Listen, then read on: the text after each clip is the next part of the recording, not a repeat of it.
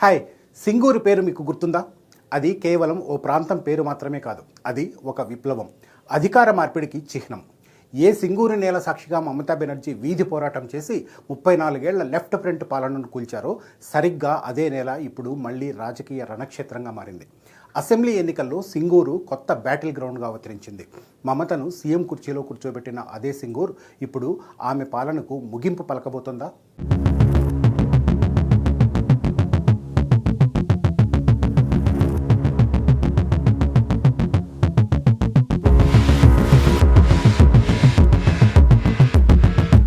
అది 2006.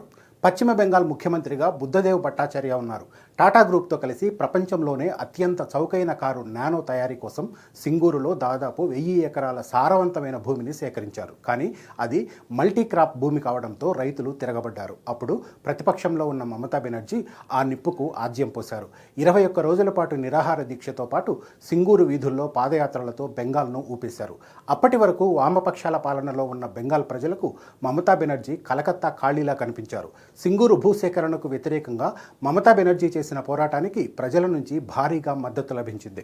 ఫలితం 2008లో రతన్ టాటా బెంగాల్ నుంచి బయటకు వచ్చేశారు. సింగూరులో నానో ప్లాంట్ పెట్టాలన్న ఆలోచనను ఉపసంహరించుకున్నారు. అదే సమయంలో గుజరాత్ నుంచి టాటాలకు ఆహ్వానం అందింది. దీంతో నానో ప్రాజెక్టును సనంద్కు తరలించారు.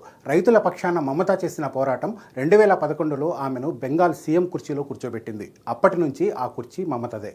ఇది ఆమెకు సింగూరు ఇచ్చిన కానుక. చరిత్ర నుంచి ఇప్పుడు వర్తమానంలోకి వద్దాం. 18 ఏళ్ల తర్వాత సింగూరు మళ్లీ తెరపైకి వచ్చింది.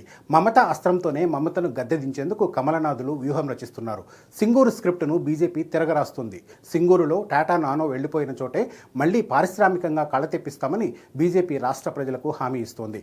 తమకు అధికారం అప్పగిస్తే సింగూరు వేదికగా రాష్ట్రంలో అభివృద్ధిని పరుగులు పెట్టిస్తామని చెప్తోంది. మమత టాటాను తరిమేయడం వల్లే బెంగాల్లో పరిశ్రమలు రాక ఆగిపోయిందని, సింగూరు యువతకు ఉద్యోగాలు లేకుండా పోయాయని విమర్శిస్తోంది. సింగూరులో నిర్వహించిన ర్యాలీలో ప్రధాని మోడీ తృణమూల్ ప్రభుత్వంపై విమర్శల వర్షం కురిపించారు. కేవలం ఓటు బ్యాంకు రాజకీయాల కోసమే బెంగాల్ పారిశ్రామిక భవిష్యత్తును దీదీ బలిపెట్టారని ఆరోపించారు. గతంలో మమత వెంట నడిచిన రైతులే ఇప్పుడు మోడీ సభలో ముందు వరుసలో కూర్చోవడం బెంగాల్ రాజకీయాల్లో మారుతున్న పరిణామాలకు సంకేతమని ఆ పార్టీ నేతలు చెబుతున్నారు.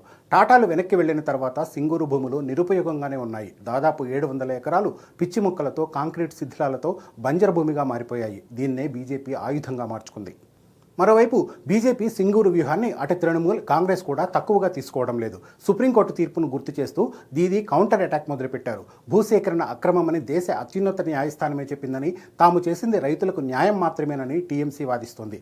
రైతుల రక్తం చిందిన నేలను మళ్లీ కార్పొరేట్ శక్తులకు అప్పగించే కుట్రలు చేస్తున్నారని తృణమూల్ ఎదురుదాడి చేస్తోంది. వెస్ట్ బెంగాల్ రాజకీయాలకు సంబంధించినంత వరకు సింగూర్ పొలిటికల్ సెంటిమెంట్. 2021లో ఓడిపోయిన బీజేపీ 2026లో అసలీ పరివర్తన నినాదాన్ని అందుకుంది. దీదీ మిమ్మల్ని వెనక్కి నెట్టారు, పరిశ్రమలతో మేము మిమ్మల్ని ముందుకు తీసుకెళ్తామని బెంగాల్ ప్రజలకు బీజేపీ పదే పదే చెప్తోంది. టాటాల నిష్క్రమణ తర్వాత సింగూరు రైతులు రెంటికి చెడ్డ రేవడిలా మిగిలారు. అటు పారిశ్రామిక ఉపాధి లేదు, ఇటు సాగుకు భూమి అనుకూలంగా లేదు. అందుకే ఈసారి వారి ఓటు ఎటువైపు అన్నది బెంగాల్ పీఠం ఎవరిదో నిర్ణయించబోతోంది. మమతకు అధికారం ఇచ్చిన సింగూరే ఇప్పుడు ఆమెకు సవాల్గా మారింది.